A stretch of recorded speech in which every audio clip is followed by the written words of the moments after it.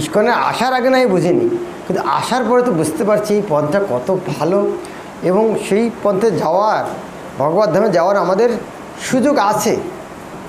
এখন যদি সেটা হারাই তাহলে আমাদের চেয়ে দুঃখের কিছু থাকবে না। দুটো শুয়ার ড্রেনে খাচ্ছে, একটা শুয়ারের মনে আছে আমি আগের জীবনে মানুষ ছিলাম, কার খাওয়াটা কীরকম হবে?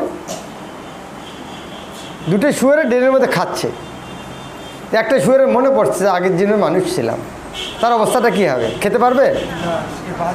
ওরও খেতে পারবে না, কেউ গোলাপ জামুনও খাওয়াবে না, না পাবে যে হালুয়া গোলাপ জামুন, না পাবে ড্রেনের খাবার খায়, তার অবস্থাটা কী হবে?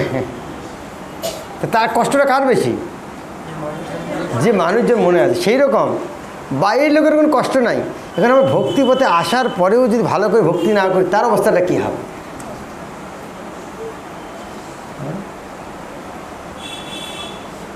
কি গান আছে? কে?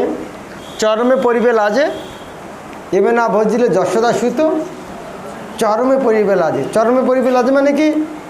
যখন আমার মৃত্যু হবে, আমি নরকে যাব, অন্যরা বলে প্রভু ওদিকে যাচ্ছেন কেন? আমরা তো একসঙ্গে ইস্কনে যেতাম, উনি ভগবত ধামে যাচ্ছেন, আমি নরকে যাচ্ছি, লজ্জা কিছু বলতে পারবো? তাহলে চরমে আমাদের লজ্জা পেতে হয়। সেরকম যাতে লজ্জা না পেতে হয় এখন থেকে আমাদের সাবধান থাকা উচিত। ভক্তি খুব সরল, কেবল সাধু সঙ্গে কেবল হরিনাম করা, আর কিছু নেই। সাধু সঙ্গে হরিনাম এইমাত্র চাই, সংসার জিনিতে আর কোনো বুঝতে না।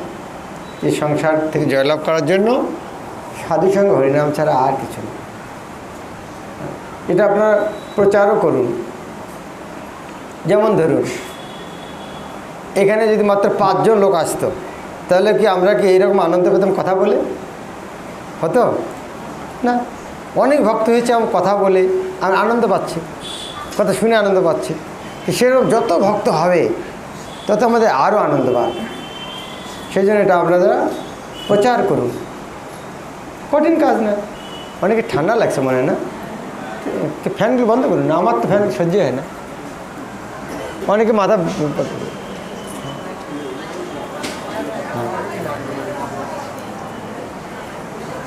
ফ্যানগুলো সব বন্ধ করে দেন, দেখি কীরকম হয়।